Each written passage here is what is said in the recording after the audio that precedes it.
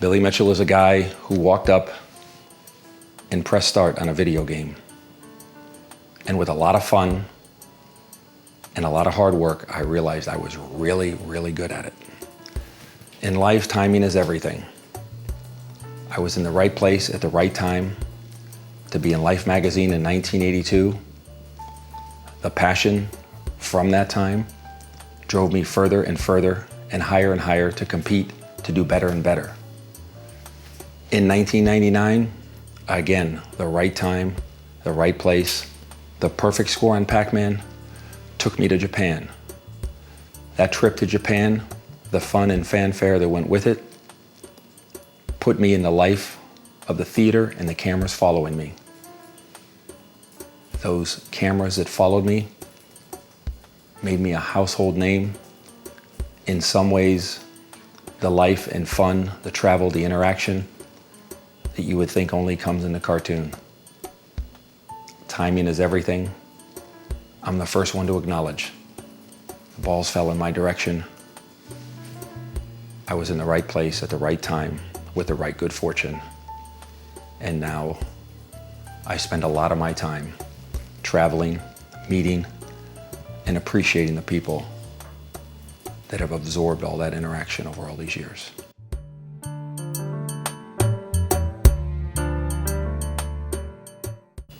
You know, I once sat there in amazement watching my wife saying, wow, what does it take to get a doctorate in education?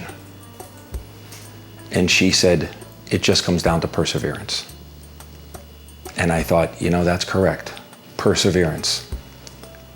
I simply wouldn't let anybody tell me that it couldn't be done. When they told me it couldn't be done, I was more determined than ever to make it happen.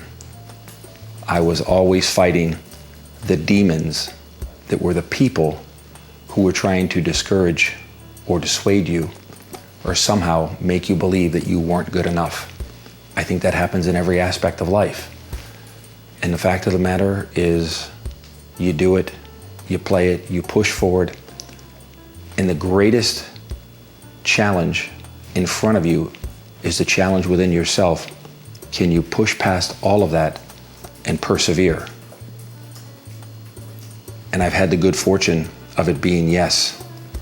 The easy example I ever have is, are you that stubborn? Can you persevere? I once said I was going to set a world record on a game.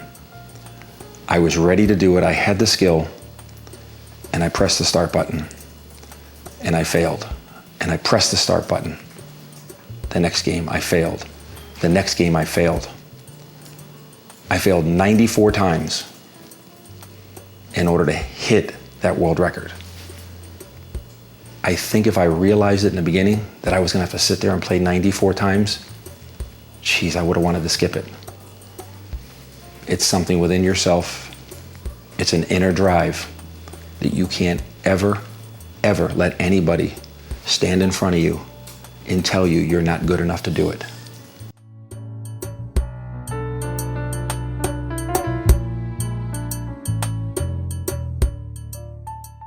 Without a doubt, the greatest rival I had continuously, it never ended, was the rivalry I had within me.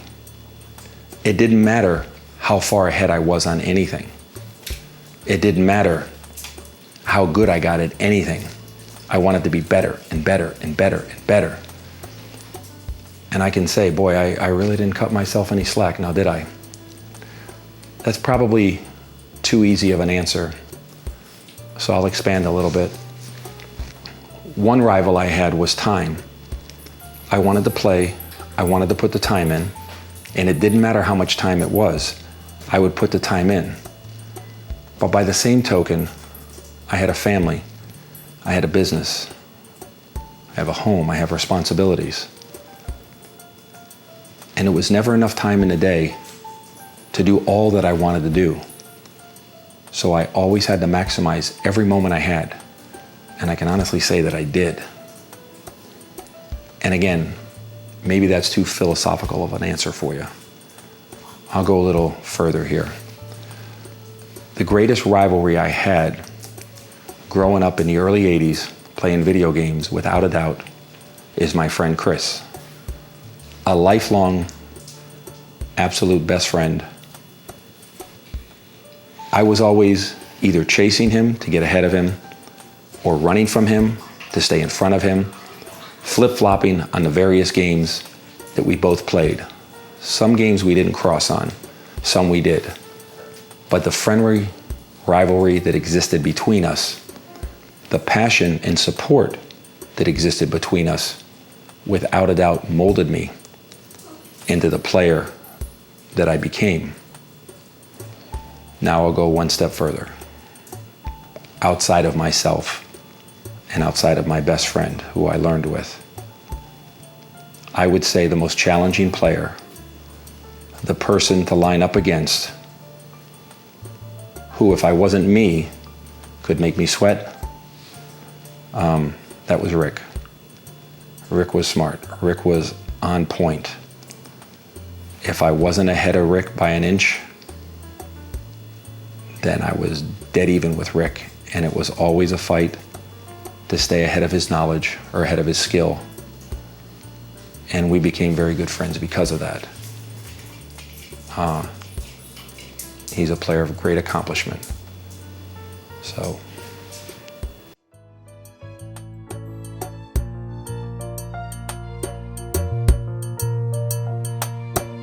I'm always asked, what was my greatest challenge in eSports or competitive gaming in any way? The initial answer is actually easy. It was very difficult to put in all of the necessary time in the gaming world to achieve what I had to achieve, but then have some semblance of a normal life. I mean, if you're in my home, you would notice I don't have much evidence of eSports or that passion that we talk about. The two games you see behind me were actually brought here by my son, which leads me to the next point. Greatest challenge in eSports? I would also have to mention the fact that my son, since he became of age, since he became of dominance, he won't let me sit. He won't cut me a break. He won't let me slow down. And of course, I reflect on the fact that in the end, that's a blessing. It is. It truly is. But let me get to probably the answer you were looking for. The golden age of video games was said to come to a close in 1986. And it was said to come for a close for a few reasons. One of which was organized competitive events came to a close. And then eSports exploded again on what they call the 20th anniversary in 1999. And in scoring the perfect score on Pac-Man was one of those things that ignited that explosion. But I hadn't played since 1986 to 1999. Suddenly I was thrust back in the world, and I was up at Fun Spot.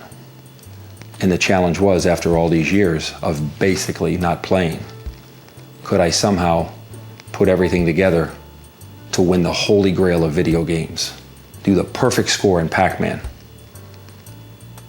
And it was actually really awesome because everybody betted against me. And that made it so much more satisfactory because that's exactly what I did. I put together the perfect score after all them years.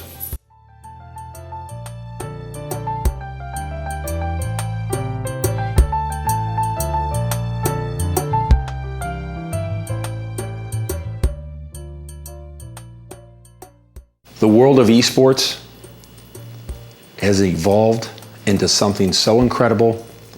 It was something we only could have dreamed of back in 1982 when we began. You can sit on your couch under no pressure, no travel, sit there, play, test your skills against people all over the world. Some would consider that very good, some wouldn't. The fact that the pool of players is so incredibly large now, it would be hard to argue with that factor being anything but good. if there was something I could change, when you get up there and you say somebody's good, when you say somebody is the best, and then when you say they're the best of the best, or the world champion, that would need to be done on something on a level like every other sport in the world. You have to go, you have the responsibility and challenge of traveling, you have to be there under pressure, under the lights, on demand, and you got to perform on the spot. That's what a true champion is. eSports. Understand who's good. Understand who's the best in the world online.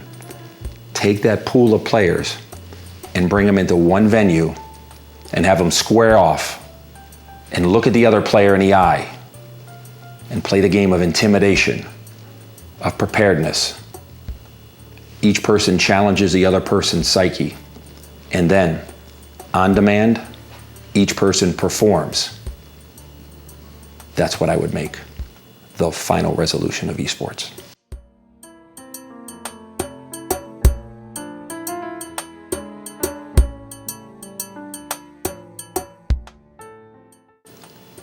I really appreciate it. And remember, at the Lab Video Game TV, our game is never over.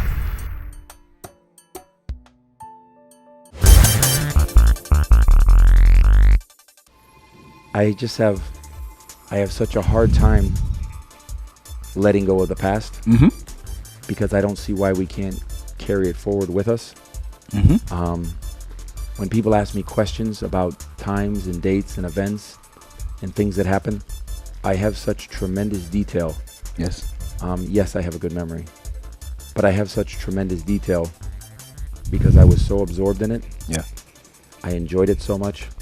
I cherished like every moment of it, and I just don't want to let it go. So it seems like everything I do, I just continue to pull those memories with me and trying to maximize it.